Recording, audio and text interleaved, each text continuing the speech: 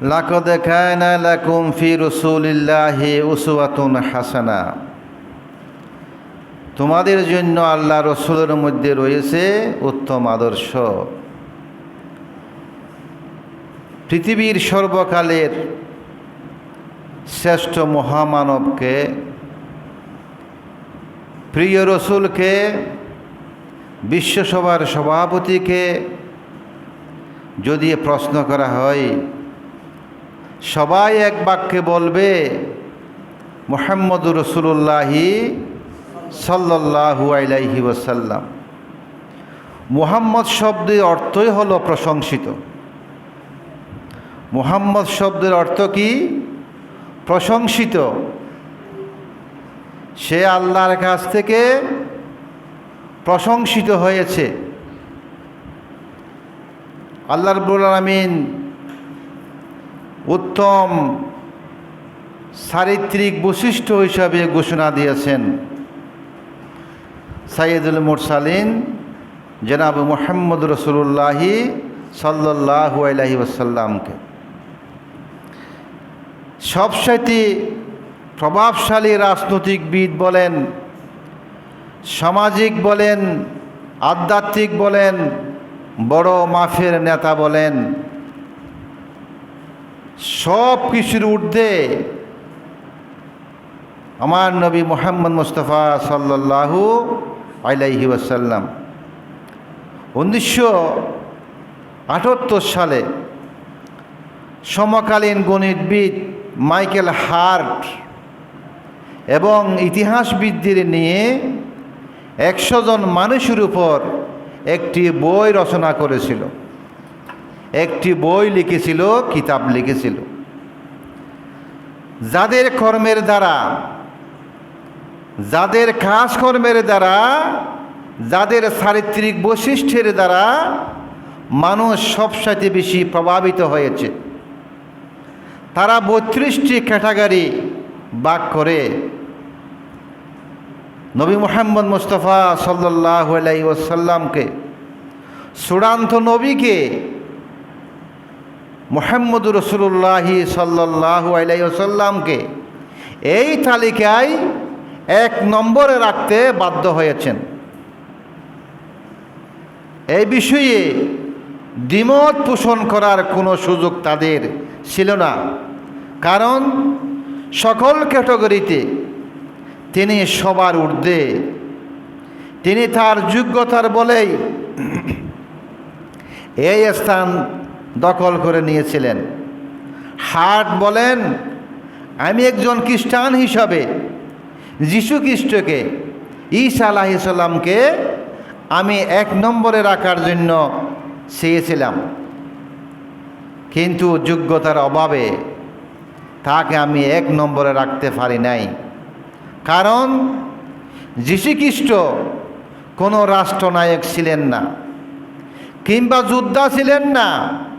যীশু খ্রিস্টের কোনো পরিবার ছিল না, সন্তান ছিল না, যার কারণে মাইকেল হার্ট কিংবা তার সহযোগী কেউ তাকে 1 নম্বরে রাখতে পারেননি।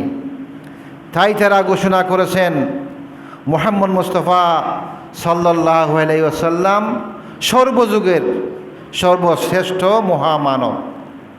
বিখ্যাত লেখক জর্জ বার্নার্ড শ মুহাম্মদ সাল্লাল্লাহু আলাইহি ওয়াসাল্লামকে মানবতার ত্রাণকর্তা আখ্যায় দিয়ে বলেন, বিশ্বায়নের এই যুগে যদি তিনি ক্ষমতায় থাকতেন তাহলে পৃথিবীর সকল সমস্যা সমাধান করতে পারতেন।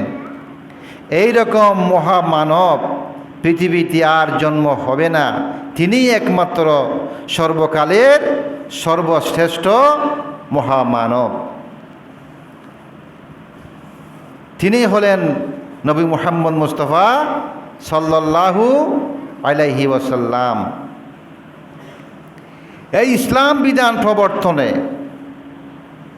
আমার রসুলের শানের কারণে, আমার রসুলের মান এত বড় ঊর্ধ্বে ছিল যে আল্লাহর পরে আমার নবী মুহাম্মদ মুস্তাফা সাল্লাল্লাহু আলাইহি ওয়াসাল্লামের স্থান।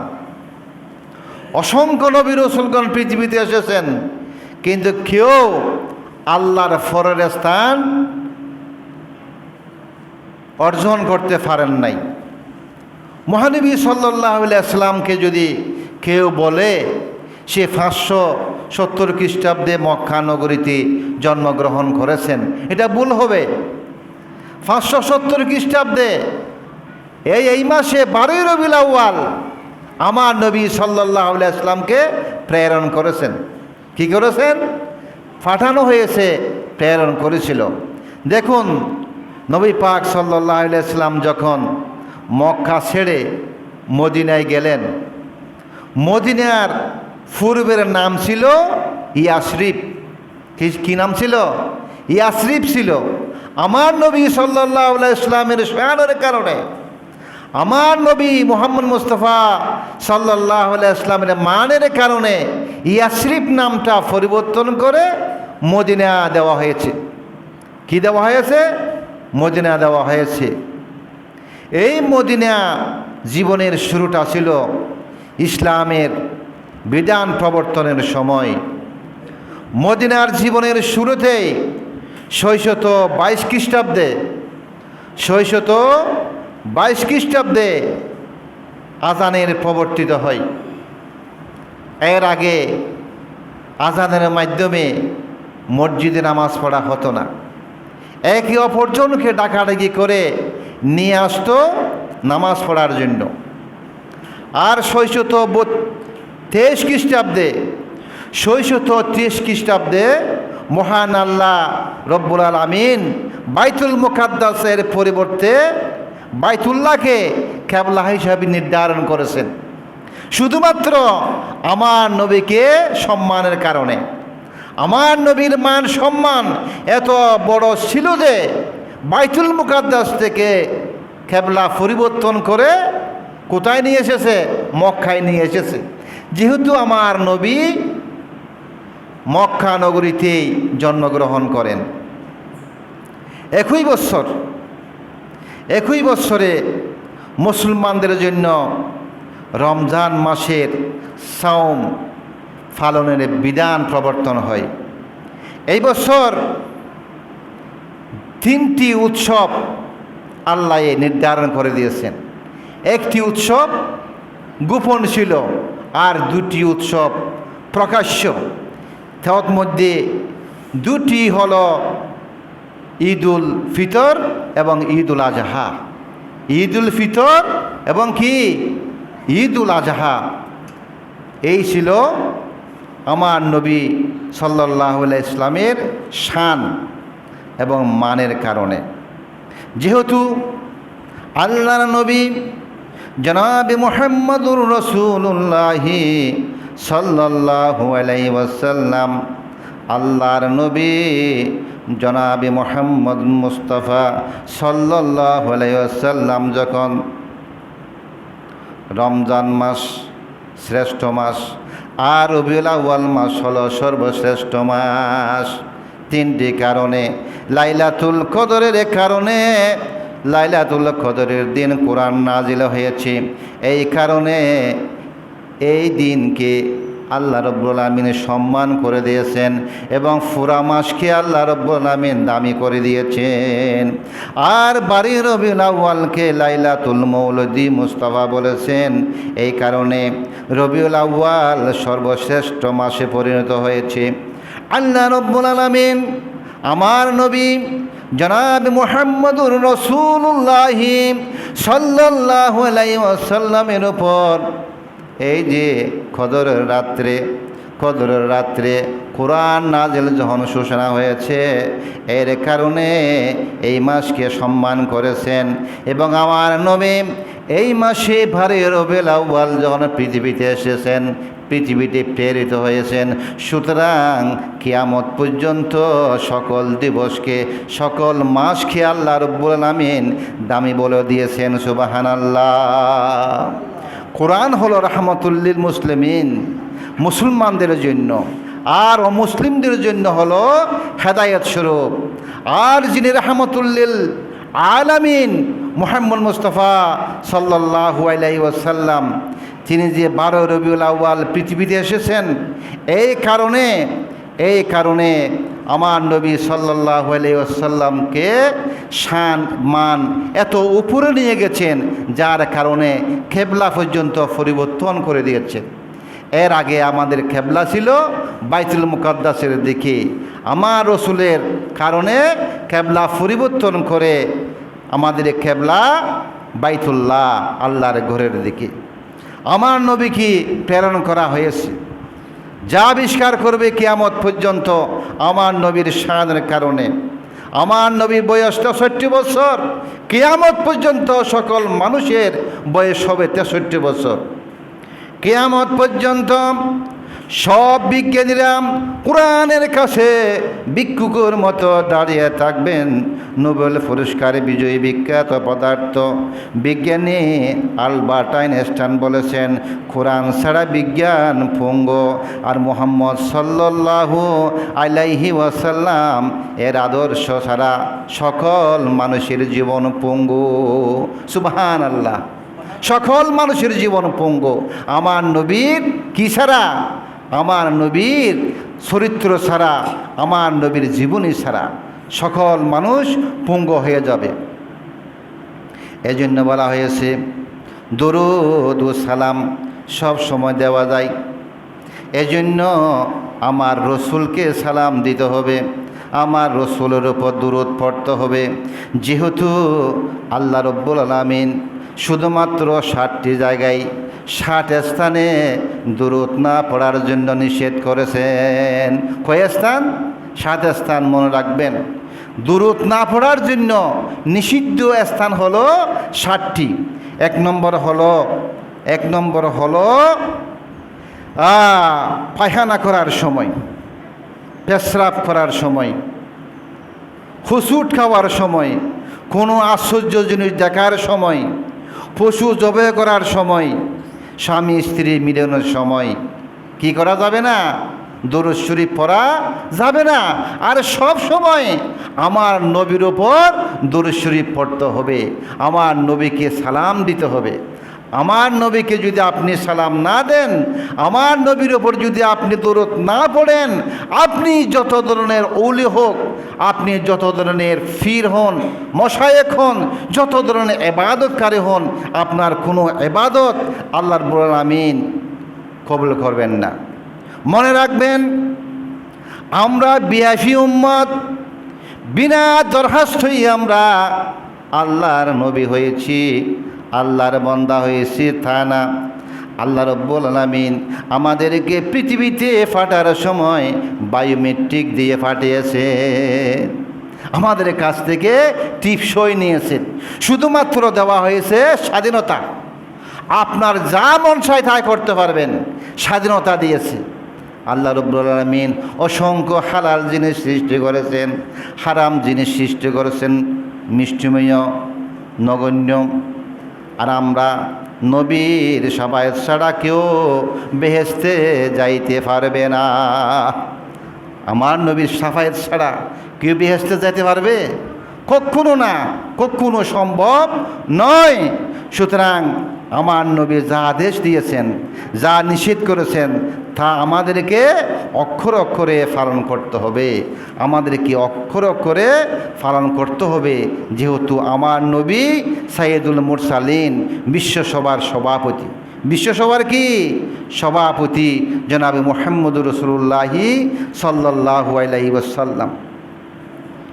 আমার নবী গত জুমায় আলোচনা করেছিলাম এতটুকু পর্যন্ত। আমার নবী সৈয়দুল মুরসালিন হযরত আবু বকর সিদ্দিক রাদিয়াল্লাহু তাআলা আনহুকে সঙ্গে নিয়ে মদিনায় হিজরত করেছিল। মদিনায় হিজরত করার পরে মদিনায় আসে নবী মুহাম্মদ সাল্লাল্লাহু আলাইহি সাল্লাম একটি আদর্শ জাতি রাষ্ট্র গঠনের জন্য মনোনিবেশ করলেন। প্রথমে তিনি আরবদের চিরসারিত গোষ্ঠীর পার্থক্য তুলে দেন। আশরাফ বংশ, আতরাফ বংশ, চৌধুরী, মাতবর, সিদ্ধার এগুলা চলবে না। একে অপরের ভাই, এক গোত্র আরেক গোত্রের সাথে মারামারি করতে পারবেন না, এক গোত্র আরেক গোত্রের সাথে হানাহানি করতে পারবেন না। আমরা সবাই ভাই, হিন্দু হোক, বৌদ্ধ হোক, মুসলমান হোক ও মুসলমান হোক, আমরা সবাই এক জায়গার মধ্যে আছি। আমরা সবাই ভাই ভাই, আমরা সবাই কি ভাই ভাই। আমাদের প্রতিবেশী হিন্দু যদি থাকে, খ্রিস্টান যদি থাকে, এরা আমাদের ভাই, এদের সাথে খারাপ আচরণ করা যাবে না। আমাদের মুসলমানরা কখনো তাদের সাথে খারাপ আচরণ করে না। কিন্তু ভারতের মধ্যে দেখেন সংখ্যাগরিষ্ঠ মুসলমানদেরকে নির্যাতন করে, মুসলমানদেরকে ইবাদত করতে দেয় না, কুরবানের সময় গরু জবে করতে দেয় না। এমন রাজ্য আছে প্রকাশ্য আযান পর্যন্ত দেওয়ার সুযোগ দেওয়া হয় না। অথচ আমার নবী সাল্লাল্লাহু আলাইহি ওয়াসাল্লাম মদিনার মধ্যে যখন সুন্দর একটা রাষ্ট্র প্রতিষ্ঠিত করলেন, তখন সর্বপ্রথম সংবিধান নির্মাণ করেছে। সেই সংবিধানের নাম হলো মদিনার সনদ। কি সনদ? মদিনার সনদ। মদিনার সনদ। এই মদিনার সনদের ধারা 1 নম্বরে ছিল বিসমিল্লাহির রহমানির রহিম। এটা মুহাম্মদ মুস্তাফা সাল্লাল্লাহু আলাইহি ইসলামের পক্ষ থেকে লিখিত অঙ্গীকারনামা। বিসমিল্লাহ দিয়ে শুরু করেছেন। এরপরে বলা হয়েছে মদিনার পৌত্তলিক, ইহুদি এবং মুসলমান সবাই মিলে এক জাতি, সবাই একত্রে বসবাস করবে, আমরা সবাই ভাই ভাই। এরপরে বলা হয়েছে মুসলিম, ইহুদি ও অন্যান্য সম্প্রদায় নিজ নিজ ধর্ম পালন করবে, কেউ কারো ধর্মের মধ্যে হস্তক্ষেপ করবেন না। যার যার ধর্ম সে নিজে নিজে পালন করতে পারবে, কেউ হস্তক্ষেপ করবে না। এরপরে বলা হয়েছে এই মদিনার সনদ চুক্তিতে স্বাক্ষরকারী কোনো সম্প্রদায় বাইরের শত্রু দ্বারা আক্রান্ত হলে মদিনার সকল সম্প্রদায় সম্মিলিতভাবে তা আক্রমণে প্রতিহত করে দেবে। এরপরে বলা হয়েছে দুর্বল অসহায়কে রক্ষা করার জন্য এগিয়ে আসবে। সমাজের মধ্যে, এলাকার মধ্যে বিধবা আছে, এতিম আছে, অসহায় আছে, এরাও কিন্তু সমাজের মধ্যে বসবাস করবে। তাদের প্রতি আমাদের নজর রাখতে হবে। যেহেতু এতিম, মিসকিন, গরিব, তাদের টাকা পয়সা, ধন দৌলত, আপনি গরিব বড় মানুষ, আপনি বিত্তশালী, আপনি কোটিপতি, আপনার ধনের মধ্যে গরিবের হক রয়েছে, গরিবের হক রয়েছে আপনার ধনের মধ্যে। যেহেতু আপনি সঠিক পরিমাণে যাকাত আদায় করেন নাই, অথচ আমার দেশের টাকা পয়সা, ধন দৌলত দেশে রাখতে তাদের লজ্জা লাগে। শেষ পর্যন্ত দেশের বাইরে তারা পাচার করে বলেছে crore crore, billion billion dollar. এরা সিঙ্গাপুরে পাচার করেছে, এরা লন্ডনে পাচার করেছে, এরা সংযুক্ত আরব আমিরাতে পাচার করেছে। Crore crore, billion billion dollar বাইরে তারা পাচার করে আমার দেশটাকে শূন্য করে দিয়েছে। সুতরাং নবী পাক সাল্লাল্লাহু আলাইহি ওয়াসাল্লাম বলতেছে, এখন থেকে মদিনায় রক্তপাত, হত্যা, রাহাজানি নিষিদ্ধ। মারামারি চলবে না, কাটাকাটি চলবে না, একে অপরকে হিংসা করতে পারবেন না। আর স্বাক্ষরকারী কোনো সম্প্রদায়ের কোনো ব্যক্তি অপরাধ করলে তা ব্যক্তিগত অপরাধ হিসাবে বিবেচিত হবে। সেজন্য অপরাধীর সম্প্রদায়কে দায়ী করা যাবে না। কেউ কুরাইশদের সাথে কোনো প্রকার গোপন চুক্তি করতে পারবেন না। যেহেতু আমার নবী সাল্লাল্লাহু আলাইহি ওয়াসাল্লাম মক্কা ছেড়ে মদিনায় চলে এসেছে, কুরাইশ এরা আমার নবী সাল্লাল্লাহু আলাইহি ওয়াসাল্লামকে ইসলাম প্রচারে বাধা দিয়েছিল। শেষ পর্যন্ত আবু জেহেল ঘোষণা করেছিল নবী মুহাম্মদ সাল্লাল্লাহু আলাইহি ওয়াসাল্লামের শের মুবারক যে আমাকে দিতে পারবে, আমি তাহাকে 100টি উট পুরস্কার দেব। নাউজুবিল্লাহ। এই ধরনের সিদ্ধান্ত তারা নিয়েছিল। শেষ পর্যন্ত আল্লাহর হুকুমে আমার নবী সাল্লাল্লাহু আলাইহি ওয়াসাল্লাম ইয়াসরিবে অর্থাৎ মদিনায় হিজরত করেছিল। চুক্তিপত্রের পক্ষগুলোর বিরুদ্ধে কেউ লড়াই করলে পক্ষগুলো পারস্পরিক সহযোগিতার মাধ্যমে তা প্রতিহত করবে এবং পক্ষগুলো নিজেদের মধ্যে পরামর্শ ও কল্যাণকামিতা বজায় রাখবেন। চুক্তির পক্ষগুলোর জন্য ইয়াসরিব অর্থাৎ মদিনা একটি সংরক্ষিত পবিত্র নগরী হিসাবে বিবেচিত হবে, যেহেতু আমার নবী মদিনায় অবস্থান করিতেছেন, মদিনায় সুন্দর একটা ইসলামী রাষ্ট্র প্রতিষ্ঠিত করেছেন। এই দেশটা এখন বর্তমানে পবিত্র, যেহেতু আমার নবীর শাহাদাতের কারণে আমি কিছুক্ষণ আগেই বলেছি, যারা এখন এসেছেন তাদের জন্য বলতেছি, বাইতুল মুকাদ্দাস থেকে কিবলা পরিবর্তন করে আমার নবী যেখানে পা রেখেছেন, যেখানে পৃথিবীর মধ্যে এসেছেন, এই বাইতুল্লাহ আল্লাহর গড়কেই আল্লাহ রাব্বুল আলামিন কিবলা হিসাবে পূর্ণ বিবেচনা করেন। মদিনাবাসীকে কেউ আক্রমণ করলে চুক্তির সকল পক্ষ পারস্পরিক সাহায্যের মাধ্যমে তা প্রতিহত করবে। প্রতিবেশীকে নিজের মতো গণ্য করতে হবে। এলাকার মধ্যে গরিব ধনী বিত্তশালী সবাই বসবাস করবে। সবাইকে নিজের ভাই, নিজের বন্ধু, নিজের চাচা বলে মনে করতে হবে। কোনো বিষয়ে যখন মতানৈক্য দেখা দেবে, অনৈক্য দেখা দেবে, তখন সল্লাহ পরামর্শ করে যিনি এলাকার সর্দার, মাতবর, মেম্বার, যাকে আপনারা মানেন তার কাছে গিয়ে আপনারা বসবেন এবং ফাইসলা করবেন। এভাবে আমাদের সমাজ ব্যবস্থা আমরা এভাবে পরিচালনা করব। অঙ্গীকার রক্ষা করতে হবে, অঙ্গীকার ভঙ্গ করা যাবে না। অঙ্গীকার আমানত রক্ষা করতে হবে, অঙ্গীকারকে রক্ষা করতে হবে। এই মদিনার সনদ মহানবী সাল্লাল্লাহু আলাইহি ওয়াসাল্লামের রাজনৈতিক দূরদর্শিতার পরিচয় বহন করে। এই সনদে সকল ধর্মীয় স্বাধীনতা স্বীকৃতি পেয়েছে। এর মাধ্যমে মদিনাবাসী একটি ঐক্যবদ্ধ জাতিতে পরিণত হয় এবং ইসলামী প্রজাতন্ত্রের ভিত্তি স্থাপন করেন সর্বপ্রথম মদিনায়। কোথায়? মদিনায়। সেই মদিনা থেকে আল্লাহর ঘর যেটা মসজিদে নববী, সেখান থেকে আমার নবী সাল্লাল্লাহু আলাইহি সাল্লাম রাষ্ট্র পরিচালনা করেছেন। মহানবী সাল্লাল্লাহু আলাইহি সাল্লাম মদিনা পুনর্গঠনের সুযোগ পান। ফলশ্রুতিতে তার ক্ষমতা বৃদ্ধি পায় এবং শ্রেষ্ঠত্ব প্রমাণ হয়। এই মদিনা সনদের কারণে দিন দিন ইসলামের বিজয় দেখা যাচ্ছে। পৃথিবীর কোনায় কোনায় ইসলামের পতাকা ফত ফত করে উড়িতেছে। যেমন আল্লাহ রাব্বুল আলামিন বলেছিল, হে নবী, আপনি প্রকাশ্যে ইসলাম প্রচার করুন, মানুষের কানে কানে পৌঁছানোর দায়িত্ব আমি আল্লাহ নিজ হাতেই গ্রহণ করব। আমার নবী সাল্লাল্লাহু আলাইহি সাল্লাম সারা বিশ্বজাহানের জন্য রহমত স্বরূপ প্রেরিত হয়েছে, রহমত স্বরূপ এসেছেন, রহমত স্বরূপ প্রেরিত হয়েছে। সুতরাং আমার নবীর দেখানো পথে আমাদের চলতে হবে। আমাদের আসল পরিচয়, আমরা মুসলমান। আমাদের আসল পরিচয় কি? আমরা মুসলমান। যদিও বা আমরা বিভিন্নজন বিভিন্ন পার্টি অবলম্বন করি।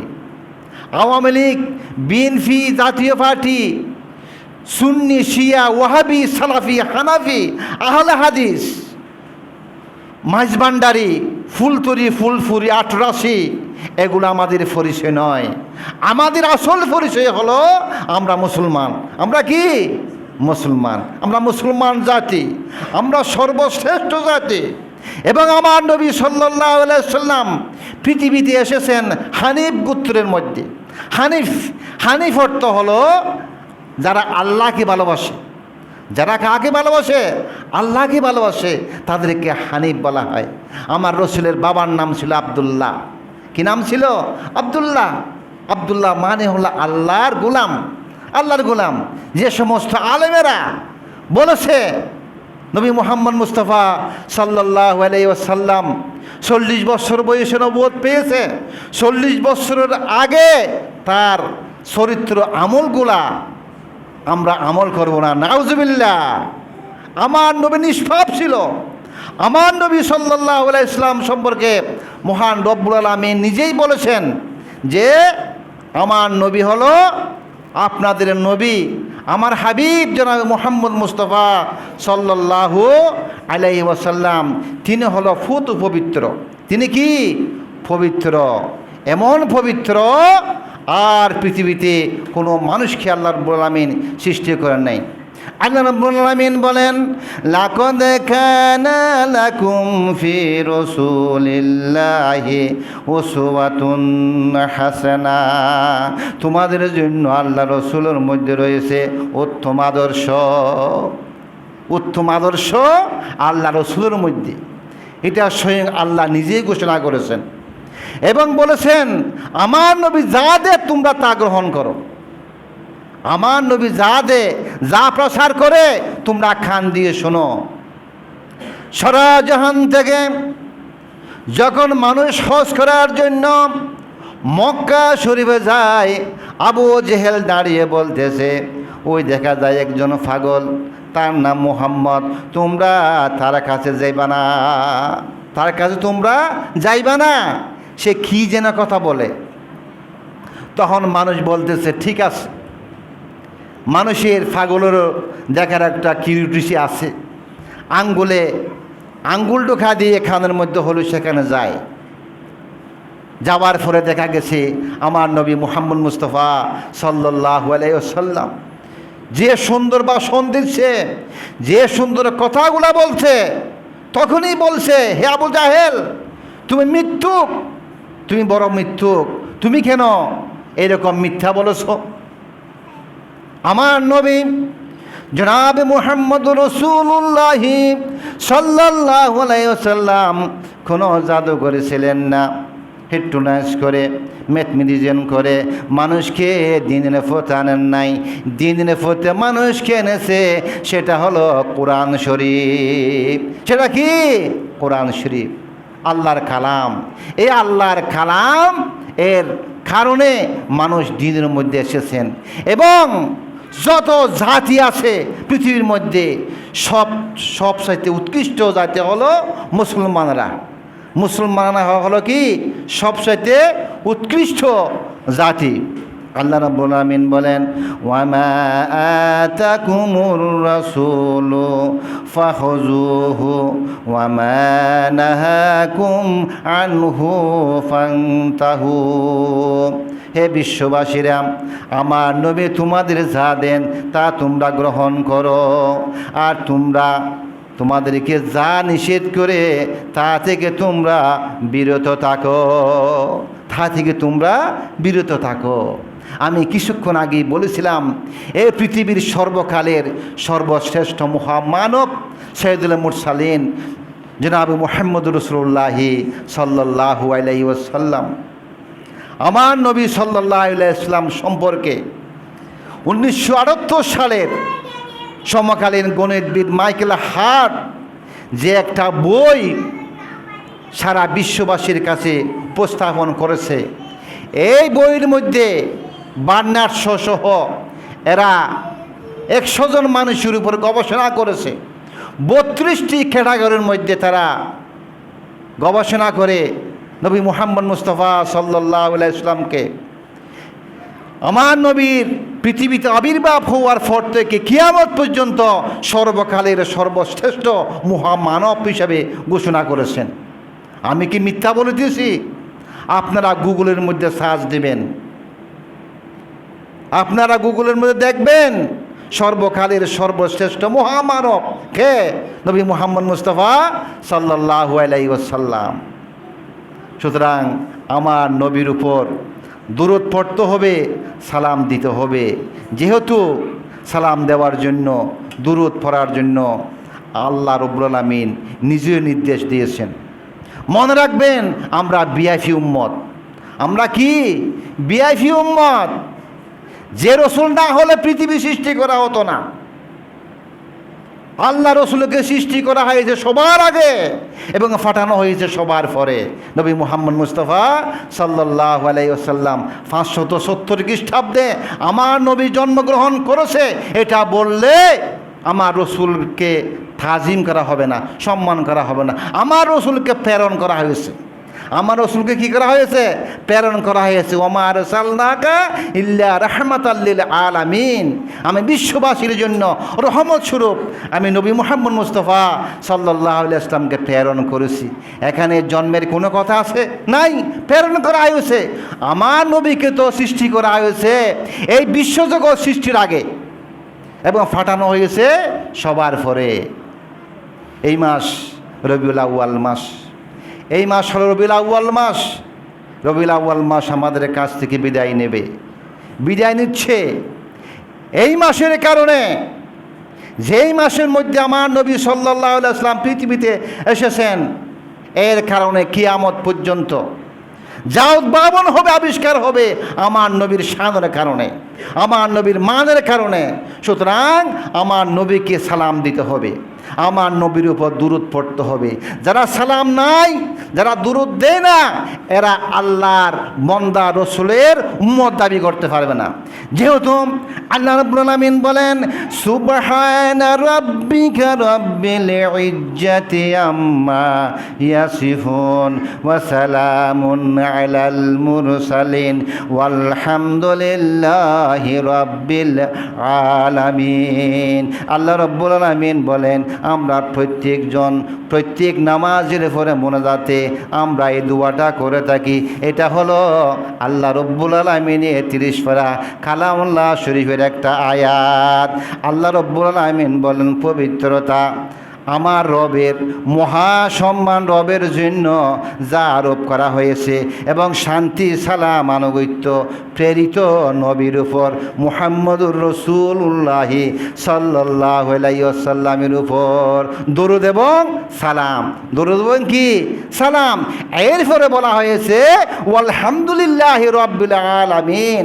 এরপরে বলা হয়েছে প্রশংসা আল্লাহর জন্য, যিনি সমস্ত জগতের রব আল্লাহ। এরপরে তোমরা আমার শুকরিয়া আদায় করো, আমার প্রশংসা আদায় করো। আগে সালাম দাও নবীকে, আগে দরুদ পড়ো নবীর উপর। যেহেতু আমি নিজেও দরুদ পড়ি, ইন্নাল্লাহা ওয়া মালাইকাতাহু ইউসাল্লুনা আলান নাবি ইয়া আইয়ুহাল্লাযীনা আমানু সাল্লু আলাইহি ওয়া সাল্লিমু তাসলিমা। আল্লাহ রাব্বুল আলামিন নিজেও দরুদ পড়েন এবং আমার নবীর উপর দরুদের জন্য আমাদেরকে নির্দেশ দিয়েছেন, সালাম দেওয়ার জন্য নির্দেশ দিয়েছেন। যে নবী না হলে এই কুলখানায়ত, এই সৌরজগৎ সৃষ্টি হতো না। সুতরাং আমার নবীর শান অনেক বড়, অনেক বড়।